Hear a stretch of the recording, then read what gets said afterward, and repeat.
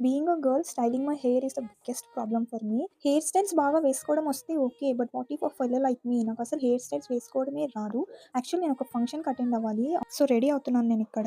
ఏదైనా అకేషన్స్ ఉంటే నాకు మా అక్కనే హెయిర్ స్టైల్ వేస్తుంది. ఇప్పుడు తను వేస్తుంది కదా అనేసి నేను ఎప్పుడు నేర్చుకుందాం అనే థాట్‌లో కూడా లేను. Right now she is not available. నేనే ఎలాగైనా హెయిర్ స్టైల్ వేసుకొని వెళ్ళాలి. నాకు నార్మల్‌గా వచ్చేదే 2 హెయిర్ స్టైల్స్. బట్ ఎప్పుడు అవే ఎందుకు ఫంక్షన్‌కి వెళ్తున్నాం కదా అనేసి కొత్తగా ఏదైనా ట్రై చేద్దామని మిడిల్ పార్టిషన్ తీసి ట్విస్ట్ చేద్దాం అనుకున్నాను. అనుకోవడం వరకు బానే ఉంది. But when it comes to reality వామ్మో! ఎంత సేపు వేస్తున్నాను. బట్ 2 అస్సలు కుదరట్లేదు. ఒకటేమో ఒకలాగా, ఇంకొకటేమో ఇంకొకలాగా వస్తుంది.